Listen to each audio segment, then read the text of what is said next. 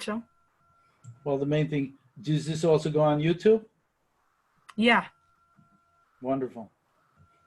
Okay. So here we are starting the first year of Sfarim וסופרים, and we hope that there's going to be a lot more to it. A hemshech to this, my name is מאסקאוויץ. I'm here recording in Chicago. I hope you have a good view over here. This is actually the first time that I'm using my webcam. I just got it a couple days ago. We're into now Tkufas Hazum, so just getting into that. We're actually in the Tkufa that the Rambam says is Messiah Mishnah Torah. Hashem kamayim layam mechasim. Now, who would have thought years ago, if someone wanted to hear a shir, they had to go to that specific place to hear the shir. You go to the shul, you go to the yeshiva. Nowadays, I could be recording right now. I am recording right now. Perhaps someone in Eretz Yisrael is listening to it, perhaps somewhere else across the globe. In Australia, it could be anywhere. And that's Umal Aretz Deas Hashem within a split second. So what I like to do over here is Poischin Bidvar Malchus, since this is the first of the Shiurim. And I'd like to start off with something about the Rebbe. And that is, I had a question for many, many years about, during dollars, there were people who would come over to the Rebbe and ask the Rebbe for a Jewish name. Perhaps they recently became acquainted with their Yiddishkeit. They didn't have a Jewish name. They didn't know of the Jewish name. So they would go to the Rebbe. And the Rebbe's typical answer or question will be, what is your English name? And based on that, the Rebbe would give a name, a Jewish name, which is something similar. And the reason I'm talking about this now is because I was discussing this last week at the Shabbos table. And last week we were talking about the Bris Milah in Parshas Tazria, Vayem Hashmini Yimoil. And we know that at the bris, that's when you give the name. So my question was, that I asked several people, did not get a sufficient answer. My question was, what's the difference? What does the English name have to do with a Jewish name? So her name is Shoshana, for example. So, her name is Susanna or Susan. So it became Shoshana. What's the connection? It's not that there's something special about the English name. So the pashtus, and someone shared that with me, is the Rebbe wants a person to be comfortable. And since they're used to their English name, so you have something similar. But I always thought there must be something more to it. So during this time that we're in quarantine, I have more access to my Sfarim on the shelf. And one of the little Sfarim that I picked up, I have a set over here called Eitzer Hayedias. I'm wondering if you can see it. Eitzer Hayedias, and the author is Harav Yechiel Michel Stern. So he wrote something very interesting. During the shir that I'll be giving, it's going to be a bit unique, different, you could say. And that is, I'm using different tools to bring my points across. One of the things that I have here is, now I can bring this, okay. One of the things that I have here is called Bar Ilan. So let me do a search in Bar Ilan for something pretty fascinating. Before we get to that, we know that the Arizal says that when a person is given a name, when the parents give the person a name, so that is Me'ein Ruach HaKodesh. It's a shtickle Ruach HaKodesh that the person has.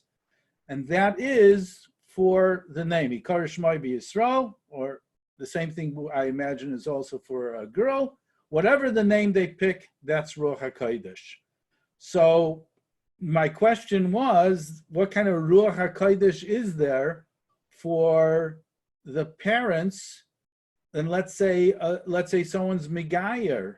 It's the same thing also. If someone's Megayer, doesn't have a Jewish father, doesn't have a Jewish mother, and nevertheless, they're given that name. So what's the connection? So let's look over here. We have to type in Hebrew. Shema Rus, and we see something very fascinating. The Gemara in Bava Basra says, Damar Rabbi Yochanan, Lama Nikra Shema Rus. Why is she called Rus? She yatsa mimena David. From her came out, descendant is David. What was David famous for? What was he special for? Especially nowadays, we're saying Tilim all the time. Sherivahu la'Kadosh Baruch Hu b'shirais v'sishbachais. That he satiated, he made HaKadosh Baruch Hu Kaviyachol satisfied with all his shiras v'tishbachas, with all his praise. So that's it. It's pretty fascinating. Lama Nikra Shema Rus. Who's the one who called her Rus? The parents. Who were the parents? They weren't Jewish. From here is a proof that you don't have to be Jewish in order to have that Ruach HaKodesh to give the child a name. So therefore, if the child's name is, for example, Susan, so the Goyisha parents, so to say, let's say Susan was converted, so they had a Shikol Ruach HaKodesh. So that's the Dvar Torah that I wanted to say, and I don't know, Yesh Leimer B'derech Avsher. Anyways, getting back to what the shir is all about. First of all, I was asked to, let me see if I could get that. I was asked if I could share something, where the material is going to be for, where's the material going to be, and I don't have that link right now. But just to give you a little background about myself, and perhaps you know the name Moshe Mascowitz from other productions that I do, Shazak Productions, and the Hamavei L'Sifrei Harambam. So we'll show you this.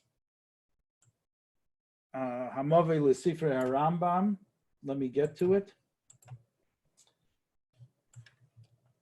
Hold on one second. Bear with me. This is the first time that we have this over here. Okay. It's hard to do multiple things over here.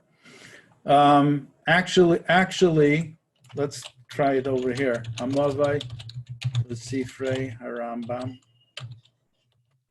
So this is Eitzer HaChachma, and Eitzer HaChachma is also available online right now. So you can see it is available here. Hamavei L'Sifrei Harambam. It's a bit slow, but it is available over here. And that's the sefer that I wrote with the help of Harav Hagoyin Reb Nachum Greenwald. And that's the sefer on the Rambam. And it is available in the Yeshiva website. You could download it. I didn't make it available today. So this is something which perhaps you'll find beneficial. So that's Hamavei L'Sifrei Harambam. How did I get into Hamavei L'Sifrei Harambam? So it started off with my passion, and that is Sfarim V'Sofrim, that I felt it's extremely important. We study in the yeshiva, we learn Gemara, you learn Rashi, you learn Tosfos, and we're spending all this time, but there's thousands of Sfarim, and we're not acquainted with it. And when it comes to Smicha, especially when it comes to Smicha, you open up a Yeridea, and you have all these different names that we never heard of beforehand. So I actually started a shir in the Mesivta here in Chicago, and it was called Sfarim V'Sofrim, and that's how it began, and it just evolved into the Sefer on the Rambam, and actually I have other chalakim of this, and we'll talk about it at a different time. So that's Paiskin Bidvar Malchus. As an introduction, so I want to talk about the importance of Sfarim, the importance to actually know who are the authors of Sfarim?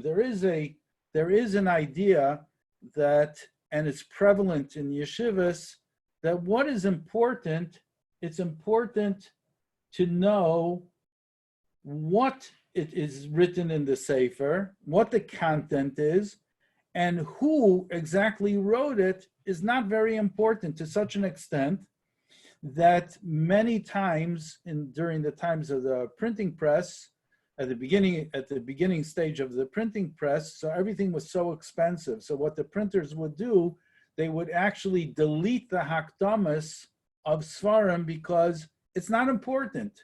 Why is it important to know the purpose of the Sefer? What's the name, who wrote the Sefer? It's really not important. What's important is the content. However, that's not actually the case. The hakdama is extremely important. And to such an extent, we'll be speaking a lot during the shiur. We'll be talking a lot about different people. And one of the people, and I am using Wikipedia for that. So one of the people here is Reb Chaim Yosef David Azulai, the Chida. So it's good that we're able to look into it. We have access to that. We can find out, we mentioned the name of a person. Okay, let's find out a little more about him. When he was born, where he lived. And this is just a nice synopsis of that. In general, I do find Wikipedia to be pretty accurate. It's not the end of all things. And also towards the bottom, you have different external links. You could both do it in English and you could do it in Hebrew. But once you press on this, often you get to the HebrewBooks.org and it gives you this, and it's tremendous ideas that you have over here. So, Reb Chaim Yosef David Azulai, the Chida, he was the first, you could say the first fruma, really gadol, a Talmud Chacham who was a bibliographer. The Chida wrote, believe it or not, Keminyan Shmoi. His name is Chaim, and if you add up the gematria of Chaim, you get 40, 50, 60, no, 68. 1 second. No, he actually wrote more. He wrote 83 Sfarim. He composed 83 Sfarim, and he was originally from Yerushalayim, and he was sent as a shadar to raise funds for Eretz Yisrael, and he made 2 major trips. And there are books about him, and there are biographies about him, but it's so interesting, and the reason I'm starting with him is because that one sefer that he wrote is called Shem Hagdolim. Let's go back over here, and let's look into Shem Hagdolim, and hopefully it's going to come up soon, and you'll be able to see the version of the Chida. So Shem Hagdolim, you have this from the Chida,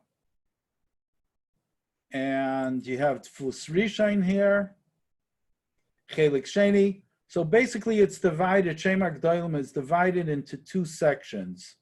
I have, in my house, I have an updated version of that, Shem Hagdolim. So you have 2 sections. One section is Mareches HaSfarim, that it gives you a list of all the Sfarim. And the other section is Mareches Hagdolim. Let's take a look over here. That we have Mareches Hagdolim. And that's the name of the authors. It became so popular that actually you have new versions of this. Somebody made Shem Hagdolim HaChodesh.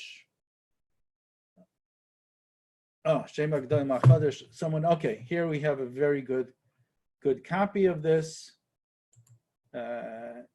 Just lagging a bit. So once again, you have the different sections. Mareches Hagdolim. Let's see if we can make it bigger here. I was just introduced to this version here the first time. There you go.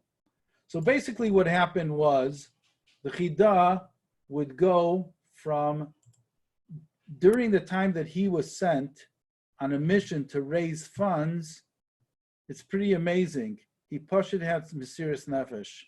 He would go from one city to another, but it wasn't so Pashut.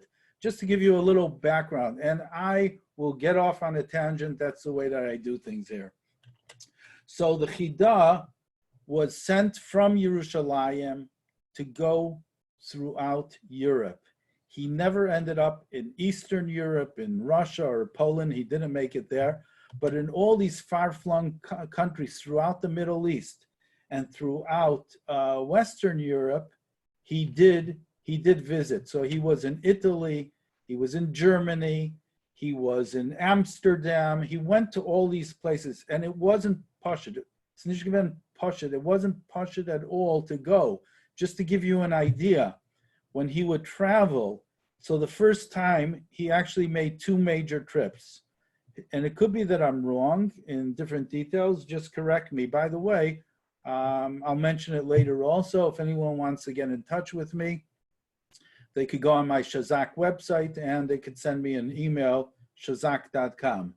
If you want to know the email address, I'll tell you it's very simple, info@shazak.com. That is the email address. So anyway, so he's going on a trip. The first trip was 5 years long. And while he was, to give you an idea, when he got off the boat, and I think it was to Italy, so he had to be something that we could relate to nowadays, very simple, and that is to go into quarantine. So he had to go into quarantine together with his shamish for 40 days. You heard me? 40 days straight before he was allowed to leave the ship. 40 days straight. And that was a typical thing. When he went to another place, would be a few weeks. He had tremendous hardships and challenges that several times I think the boat almost capsized. He was kidnapped. It's unbelievable what he had to go through. Or he would go into one particular city and has bizyonis. Nobody wanted to look at him.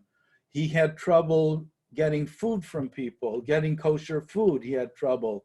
In one place, if I'm not mistaken, he actually learned shchita because otherwise he wouldn't be able to have any food.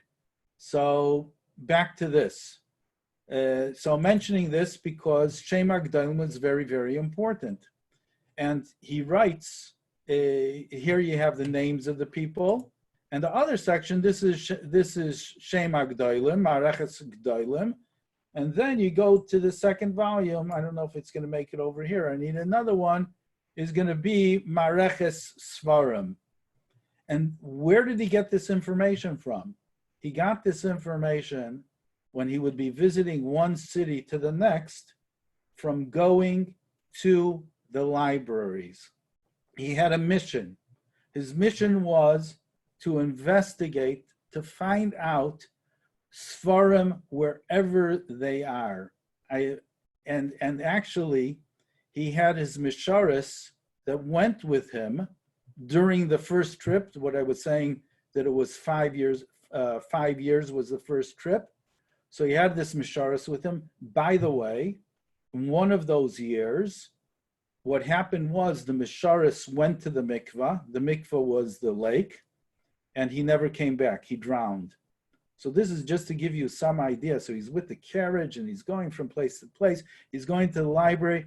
Now, often he would go to the library, he'd see a particular sefer, their manuscripts, and he would want to write down the notes. The notes that he has is based on his visits, a lot of these, the visits to the libraries, and he has information. Not to say that all this information is 100% correct. Because the Chida, here you go, Mareches Sfarim. So this is in Pei Maraches Svarim, because the Chida would constantly update his material. So let's say, I'm laughing because here you have Tzayer HaTeva. After I put together Tzayer LaTeva, if you've seen it, which is on the Chamisha Chumshei Torah, which is basically a likut, some original stuff, but 90% of it is a likut. So someone told me, you know what?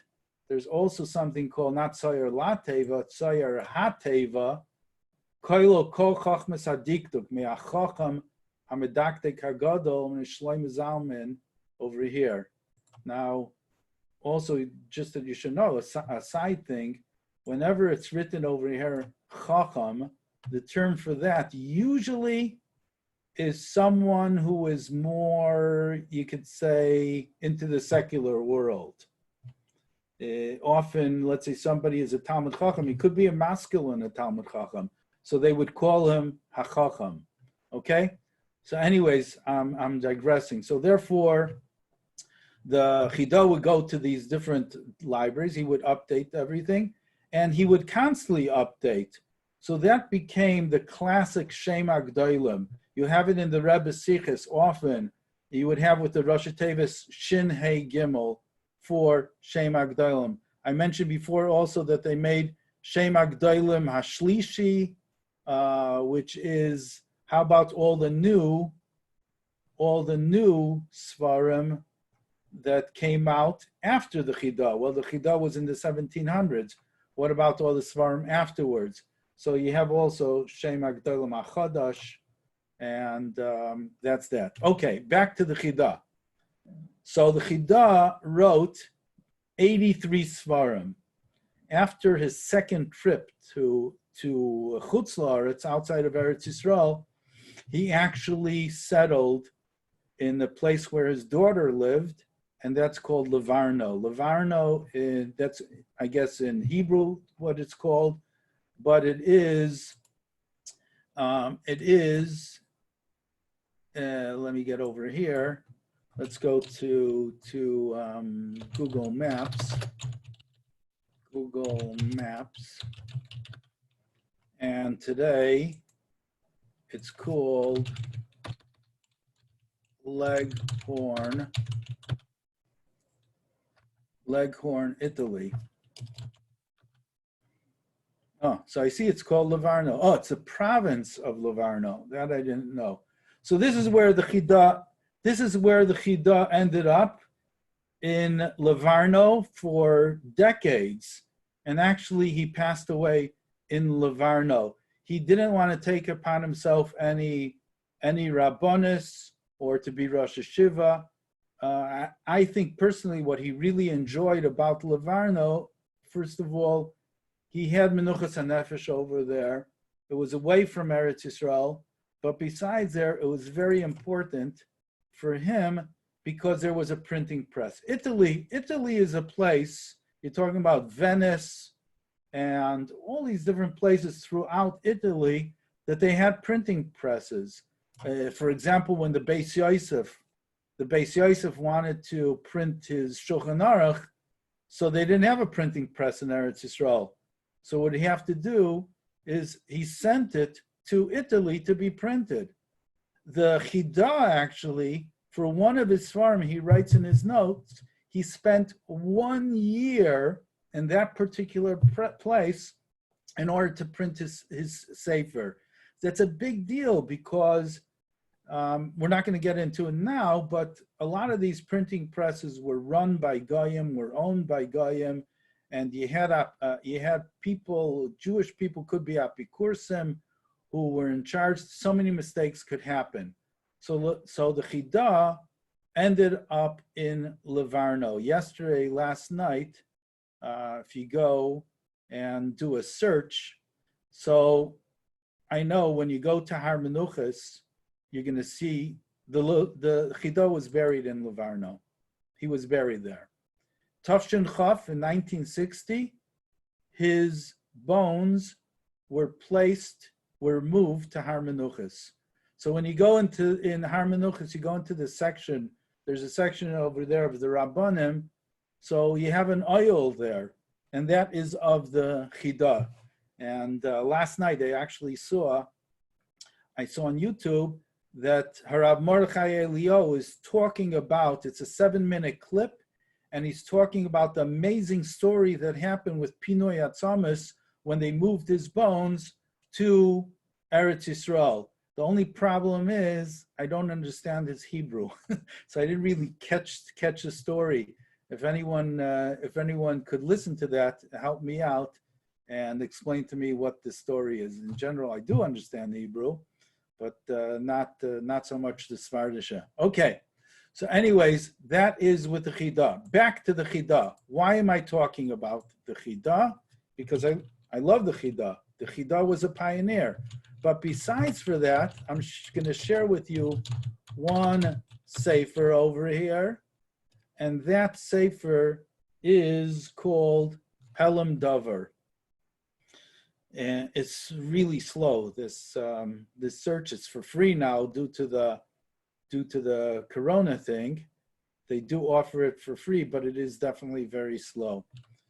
Hopefully it's going to come up. So, as I mentioned before, the Chida wrote 83 Sfarim. I think it's the first sefer that he wrote is called, maybe you just stop it, maybe we do it over here. The first sefer that he wrote is called Pelem Dover. Now, what's Pelem Dover? He wrote this sefer when he was 15 years old. 15 years old. The sefer is a list, a compilation, over 100 places throughout Chazal that the Chazal made a mistake because they didn't know who was that particular author. They didn't realize who the author was, and therefore they made a mistake. Let me put things in context. Rosh Hashiva gets up and say, well, we find two opinions. One opinion is from Teiras Abayis, and the other opinion is from the Rashba. Maybe in Shilas Teshuvas Rashba, and another opinion is in Teiras Abayis. Little did he know that Teiras Abayis, the author of that, is the Rashba himself. So if you're missing that information, it's not very good. Or let me give you another example. When we're talking about the Rashba, and I think this example is in one of these Hakdamas of the Sfarim. That is the Rashba himself. When we spell something out, Rashba, so it could be, this is pretty ridiculous. Let me move it aside. When we talk about the Rashba, so there could, let's try it over here. When we talk about the Rashba, well, there could be more than one Rashba. You have the famous Rashba who was in 1235 in Barcelona, in Spain, and he wrote all these Shilas and Chuvas. But think about it, there's more. Let's say you're writing in a Sefer Rashba and you don't write who it is. Well, there's also a Rashba who's Reb Shimshon from Rabbeinu Shimshon in Mishnayos. Rabbeinu Shimshon, spelling that Shimshon Mishantz. So there's another Rashba. So perhaps that's him. And what about Rashba, Rav Shimon ben Elazar? You have people, Tais V'Shantz, okay? Mechaber Tais V'Shantz. So you have that. So you have to, if you don't have any idea when they lived, where they lived, what's going on, so you could get into a lot of trouble. So that's written in the Akdama. I'm not sure to Shem Agdolim, but let me tell you another point. So that's so important to understand when we're speaking about something. When we're talking, let me bring up something else. If anyone, learning smicha. I'm learning smicha. So let's say throughout one of the mefarshim, you have here Rosh Tevis. So I don't see any chatting. Maybe I'm gonna learn how to do this better. How I would be able to see people chatting. I'll have to get a share in this. But how many of you know what this is? So the first time I'm looking at it, when I'm learning Shach or Taz or something. So it says here, Ayin Taz Zion. So what's going on over here? What is that?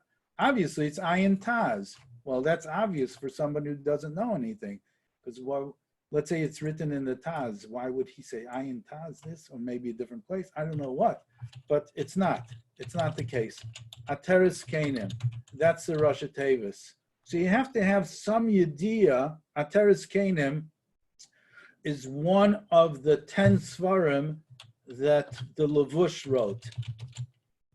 The Levush wrote. Who's the Levush? Reb Mordechai Shapiro. Look him up. He wrote 10 Sfarim, and one of them is the Halacha Sefer. More than one of them is an Andrikanti. It's amazing. He was an amazing person, and he was very, very popular. And it's a Halacha Sefer. So that was based on the pasuk Mordechai. It's a Levush Malchus Tzechor Ater Zahav Gedolah V'Sachrich Butz V'Argama V'Ir Shushan Tzalav V'Samecha. So you have V'Ir Shushan is one. It's all based 10 Lashonos on that pasuk. U'Mordechai Yatza B'Levush Malchus. So that's him. So that's just another thing. But besides for this, I don't need to save this. But besides for that, what's really important to have a knowledge about Sfarim? So there's another great person, and if it was a classroom, I just mentioned the name and I asked, could anyone tell me like who he is, where did he live? But I guess I don't know how to do this with the chats over here. But let me tell you the name. The name is the Malbim. You heard of the Malbim. Most people did hear the Malbim, especially you have girls, use the Pirush of the Malbim in Tanakh. And the Malbim lived in 1800s, I would say. So let's see. And he lived in 3 Kehillas. And one Kehillah was in Bucharest. He had a real tough time over there in Bucharest. Yep, 1809. So the Malbim wrote a Hakdama to Shem HaGdolim. Remember, we talked about Shem HaGdolim, and he wrote in his Hakdama. In his introduction, he writes that how would it look? Somebody arrives to a vineyard, and there was a sign like open to the public, and he's eating from the food. He's partaking of the fruit, of the wonderful grapes, of the wonderful fruit over there, and he's satisfying himself. It's wonderful. So he goes over to the owner, or he goes over to the balabas over there, not the owner, the one who's in charge, and he says, could you tell me, can you give me an idea who is the owner over here? I really want to thank him. So he says, I don't know. I have no idea who the owner is. I mean, doesn't anyone ask you who the owner is? It really shows appreciation. If we are gleaning from the vineyard, if this person was gleaning, was benefiting from the vineyard, of course he has to know who the owner is. He wants to thank him. So the Malbim writes, this is the same thing. When we are learning, and we're learning the Eibusher's Torah, and these people gave their lives, they had Pashut Mesiras Nefesh in order to write the Svarim. They could have just sat and just benefited themselves by learning Torah. But they are actually doing this not to make money, not to do anything, but to benefit somebody else. So how does it look that we don't even know anything about the people? So basically, bringing down the message in this introductory shiur is that there are two things when it comes to Sfarim. Number one, if you don't know, have any recollection about the Sefer, you really cannot really delve into it. And you're lacking appreciation for the Sefer, and you could also make mistakes. I don't know if it's true, but the joke is that they said, you know, in one of the Bachrim in Lubavitch Yeshivas was learning, and he says, okay, and the Maggid Shir was talking about the Rush, and the Bachar asked, who is this from California? The one from California? It's a joke, but it could be true.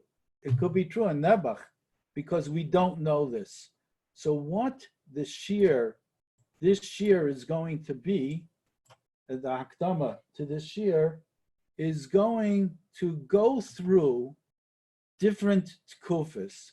And it's going to really focus on, here, let me bring up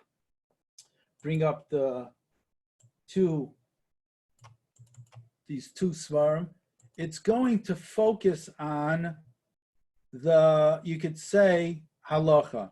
That's what it's going to focus on. In other words, how did halacha evolve? When we say the word evolve, it could be a dangerous word because halacha doesn't change.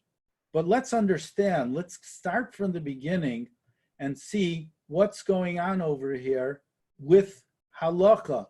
It starts with Torah Shebiksav, and it continues through Torah Shebal Peh. So as I mentioned before, I did give this shiur in Mesivta here in Chicago. And while I was giving this shiur, I did a lot of research myself and came up with two different curriculums. One which was written in Hebrew, and the other one which is a companion for this, English, and it's a bit different. You can see the styles. I don't want to share everything. I don't want to give away everything over here. However, as the shiur progresses, let's say we're going to be talking about the Rif, so I will make those pages of the PDF available during the shiur. So let's say we start off over here. And once again, I think I wrote over here, Shalshel HaMesaira, Sfarim V'Sofrim, Rif, Rambam, Rashba, Rosh, Balaturim, Beis Yosef, Ramah. That's in the English. And then Mefarshim, the Taz, Shach, the Sma, Sefer Meir Seinayim, Magen Avram, V'Oid. This is basically the English part of it, and we go more in depth. But I have also, I don't see, and the tour. And the tour. So once I start with this, you're going to have additional chaimer. Let's say for the tour, you could have 40 pages for the tour. For the Rush, another 40 pages. The Rambam, we have, of course, that whole Hamavei L'Sifrei HaRambam. We're not going to go so much into depth over there. In the Rif, we have a bit about the Rif. And actually, the next year, we will begin with the Rif. I'm going to spend, though, so this is what we have in the English section. And I also wrote over here, it's a smicha primer, which once again, I strongly felt that you're going back in the times of Tafshan Lamed Vav. I think that's when I got smicha. So it's basically in 770 what, you're on your own. Here it is. Here's Shulchan Aruch, Shach and Taz, and that's the Akdama for Shulchan Aruch. But it was quite challenging. So this is a very good thing as a smicha primer, what the prime difference is between this, what's the relationship, why was it necessary to write Shulchan Aruch, how it became accepted or not accepted, how it, so to say, overrid, is that a word? Overrid the Mishnah Torah when it comes to halacha, and that's it. So this is the English version. Now here in the Hebrew version, it's a little different, and that is it focuses on, oh, that is the English. This is the Hebrew version. Here we go. So this, what it does, it goes through a lot more people and less and more bekitzer, just more of a synopsis of them. So you're going to see, and I try to divide it up according to topics. So you have Mishnah Torah. So then we get into the mefarshim of Mishnah Torah. You have the classic ones, meaning the ones that are within the Mishnah Torah itself, and then you go into the ones that are printed in separate Sfarim. But it keeps on going into all these other mefarshim that we have on Shulchan Aruch. We talked about the Levush. Excuse me, what did I say? Reb Mordechai Shapiro, that's a mistake. Reb Mordechai Yaffa. Reb Mordechai Yaffa, not Shapiro. And by the way, I did want to mention, since it is the first class, that Shkias Miyovin. For sure, it's impossible that you could do something without mistakes. Like we mentioned before, the Chida made mistakes, Varayi made mistakes, because he said, okay, based on this, we come to this conclusion. But now I find a manuscript and there's something else. So there's a different conclusion. I don't know, you call it mistakes. Also in the Sefer Eitzar Yedias, I found that interesting that he writes over there that if you look into the Lamed Tes Melachos, the 39 Melachos, so you have Ksiva is one of the Melachos, but also Mechika, Moichik is also erasing. So he says, what do you mean erasing? So what was the whole idea of Ksiva? Why is it a Melacha? Because it's those Melachos that have to do with building the Mishkan, that's considered a Melacha. So when they set up the beams and everything, they had to know which beam goes where, so they would designate it by writing on the beam. That's what I think. However, let's say they make a mistake, so they would erase it. So therefore, Mechika becomes one of the Lamed Tes Melachos. But that's not the ultimate. That's not perfection. Perfection is that you shouldn't even make a mistake.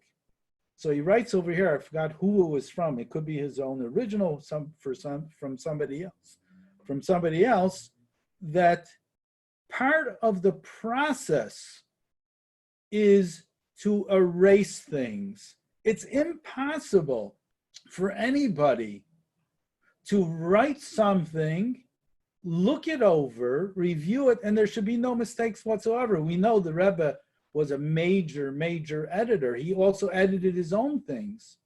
So you can find things that are crossed out and things that are added. That's all part of the process. So if you make a mistake, don't think, oh my gosh, it's a terrible mistake. No, this is all part of the process. Shkiyos miyavin, if I'm not mistaken, there was a mechaber who would come to the Rebbe, and the Rebbe always pushed that you should print Svarim and more Svarim and Chidushim. The problem is that people are hesitating to print because of these mistakes. And the Rebbe would say, print it anyways, go ahead, because this is part of the process. So back to this. So we have this over here, and this is how the Hebrew looks. So anything in the Shiur, you can see it's very short when it comes to certain people. But you're going to keep on going down here. How many pages do I have? Actually, in my original one, that I have like 1,000 pages, and I would have to, I just went through Shilos Atshuvas. I used the Bar Ilan and went through Shilos Atshuvas and tried to pick interesting ones, and it was a fascinating journey. So even till more modern times, you have over here, and I broke it down into Shilos Atshuvas and everything. It's pretty fascinating. Now, I'm going to continue. I don't, what I like about this, and I hope that you're benefiting from this, what I do like is that I'm able to give the shiur, and perhaps not every every week the same time. Maybe I want to give it 2 days in a row, and the Mirza Shema will be recorded, so you'll be able to see it on the recording. So in general, I work in the kashrus world. I work at the CRC, Chicago Rabbinical Council. I'm the RC, Rabbinical Coordinator of several hundred companies throughout the world. So I'm busy, but right now I'm home and I have more of a flexible schedule. So what I want to say over here is talk about another person, and let's say another 15 minutes or so, another person whose name I see over here also, Chabadapedia. I don't know if this is any different from the Wikipedia. Here you have a Wikipedia, and what's different about it, I'm not exactly sure. I don't know, it looks to me the same. If someone could let me know what the difference is. Okay, so I don't know how many of you know about Rav Reuven Margolius, and I'll soon tell you why I'm talking about him. So we said next year we're going to go through the Tkufa of the Goinim briefly, and ultimately we're going to start with the Rif. Maybe it will be next session, maybe it will be in 2 sessions, we're going to see. So let's start with the Mishnah. We have Torah Shabiksav, okay? I just heard something interesting that just yesterday I heard this, that the Jewish people are called the Am HaSefer. If I'm in the class, I'd be looking at you and say, okay, we're the people of the book. Who came up with this? Who's the one who came up with this idea? Am HaSefer, people of the book. The answer may surprise you, none other than Muhammad. He's the one who called them in his, wherever he wrote it. I don't know if it's in the Quran, but he's the one who dubbed the Jewish people as the people of the book Am HaSefer. Now, what did he mean by that? Think about it. At his time, I don't know, when did he live? In the 6th century, I think. In his time, what does it mean, the people of the book? How many books? How many books are we talking about? They didn't have many books over there. They had the Mishnah, they had the Gemara, Tosefta, they had a couple of things. Was he even aware of those? I'm not 100% sure, but how many Sfarim are you talking about? How many books? So what he meant was, we're the people of the book, the Torah Shabiksav. That is the book. That's what we're a people of. Okay. So when Rav Reuven Margolius was a librarian, he's born in Lvov, in Tel Aviv. He was a librarian he had Pras Yisrael in 1957. He was a librarian in Tel Aviv. And he was a huge Talmud Chacham. To really be a librarian, you have to know your Sfarim. You're talking about Rabbi Levin, who's the librarian, Rabbi Wilhelm, major Talmidei Chachamim. He was on that level. The Rebbe really respected him, and the Rebbe did bring him down, quoted him.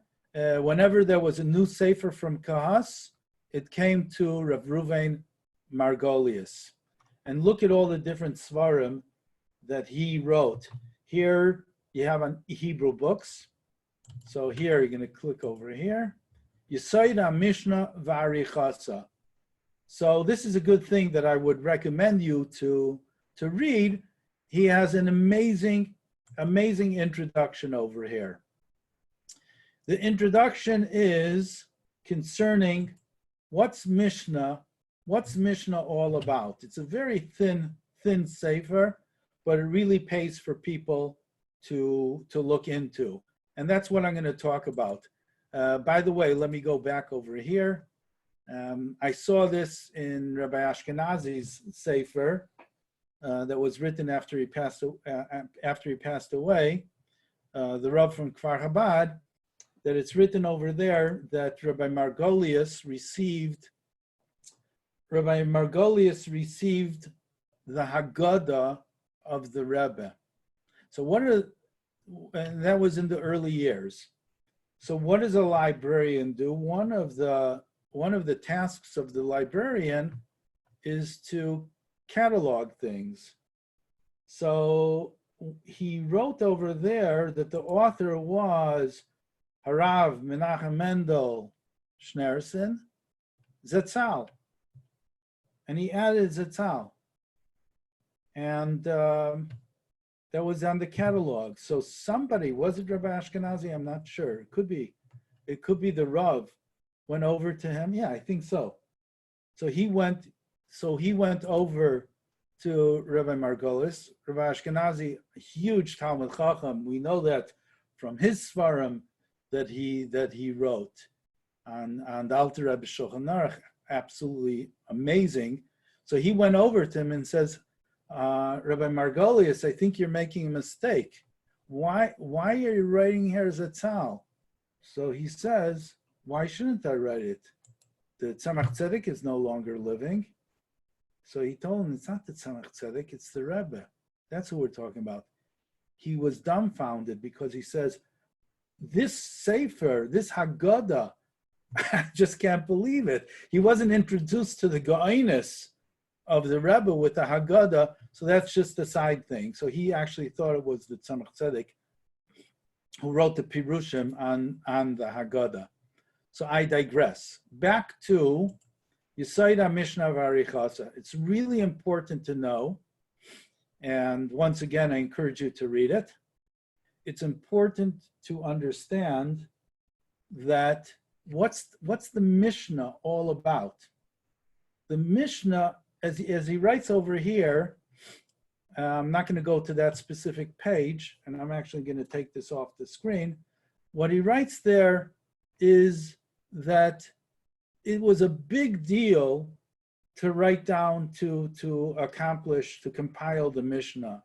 Besides for the difficulty in transcribing it, the main difficulty is that Devarim Shabiksav Iyata Rishoi Loimer Baal Peh. You're not allowed to say it Baal Peh. It's an Isser. It's an Isser to do such a thing. However, we know that due to Eis Lasis LaHashem Heferu Teresecha, that it came to a point that Torah Shabal Peh, okay, you heard it from my father, who heard it from my grandfather, who heard it from my great-grandfather, and it keeps on going. It's like the game of, what's the game? Telephone. We had as a kid. You start off with one thing someone says, and you keep on whispering to somebody else, and the end result is something completely different than the original one. So that's the same thing that was happening with halacha, with the transmission from Moshe Rabbeinu to Yeshua, and it keeps on going. It's very, very difficult to keep that up, especially if we're talking about Taryag mitzvahs and all that it encompasses. So because of that, we have a chashash. We're afraid that what's going to happen with the Torah. So what do we say? Eis lasas LaHashem, Heferu Teresecha, right?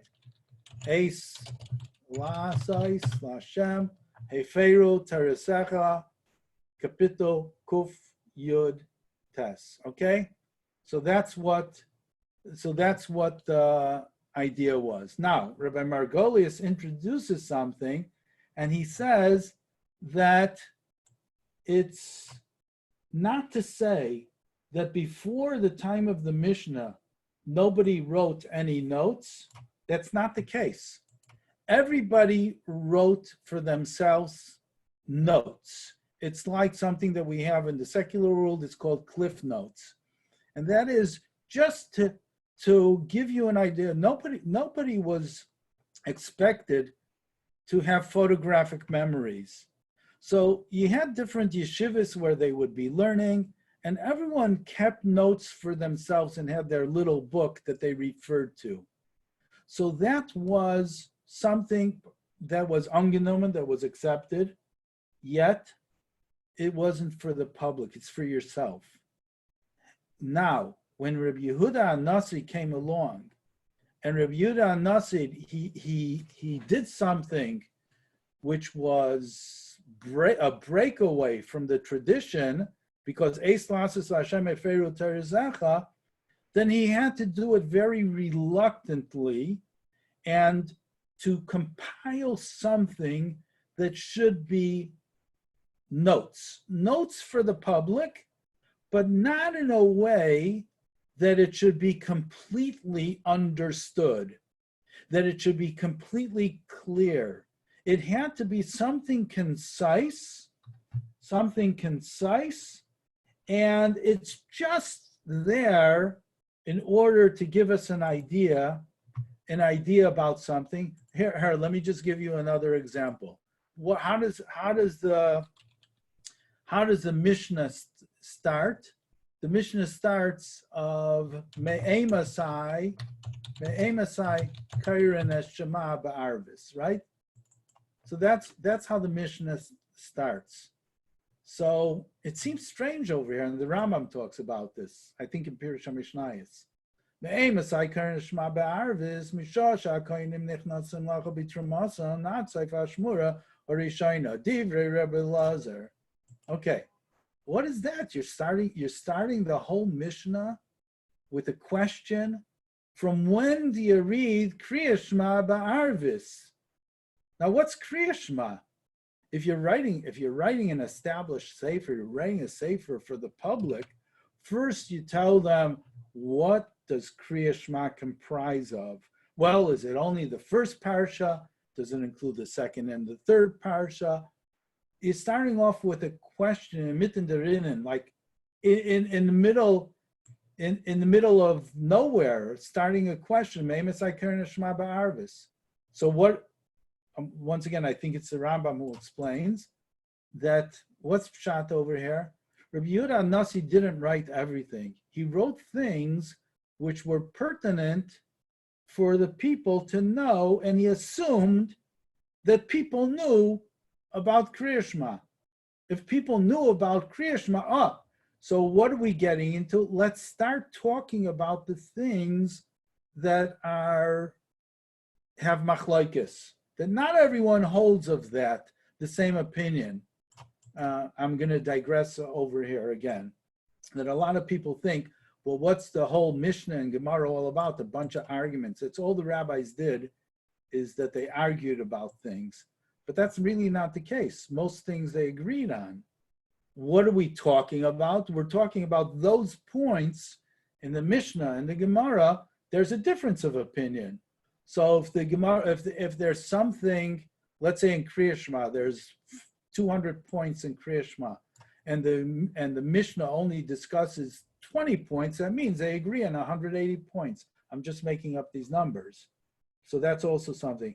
So therefore, back to the original idea, Rabbi Yehuda HaNasi, when he is speaking, when he's writing the Mishnah, he doesn't write all the details. And often, the Gemara would say, Chesure Machsera, V'hachiktani, 785 times that we have over here. What's pshat?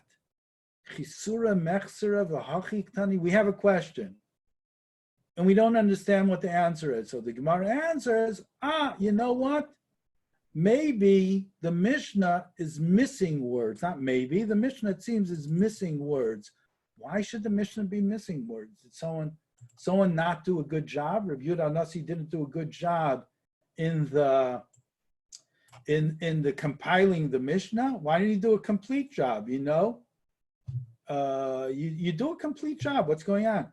So the answer, according to Rabbi Margolius, and once again, I did not look into the Sefer for a long time, but I'm almost sure that he mentions it there, is because the Mishnah was written cryptic on purpose, because he didn't want to make that leap from the Mishnah to the Gemara. He didn't want to make the complete leap of breaking away from the Isser of saying Devarim Shabiksav. saying things, of writing things of Torah Shabbal Peh. He didn't want to break away completely. So it went in stages. So the first stage was the Mishnah, which is written in a very cryptic way. Afterwards, what happened as time progressed, and the Mishnah continued.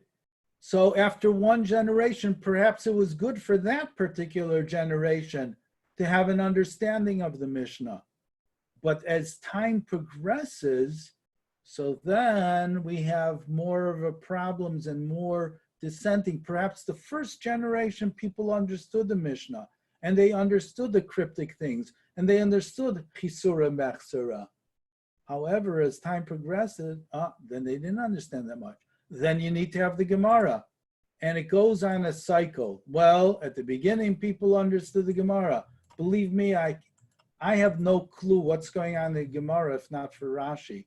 And I assume you don't either. Let's say, Chas v'shalom, there wasn't Rashi around. But what happened before Rashi was around? Nobody understood the Gemara? Yeah, they did understand because they were perhaps on a higher level, or they were closer to the original, or who knows what. However, that's what happens. And then all of a sudden comes Taisvis and everything like that.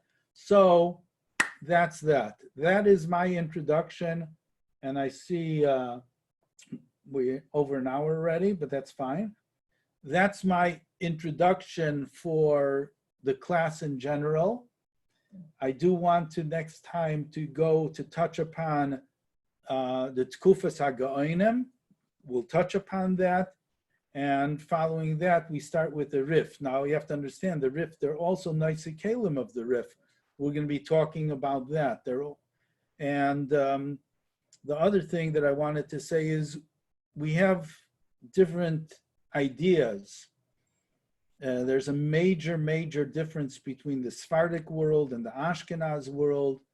And we hope that we're going to be following these lines and to see how really it works, halacha, and why there are differences between Ashkenaz community, why there's differences in Sephardic community. And it's going to be a journey.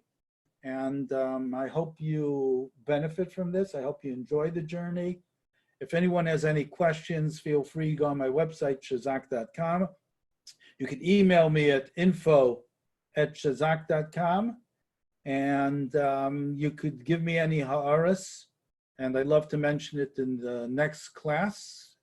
And once again, everyone should stay safe.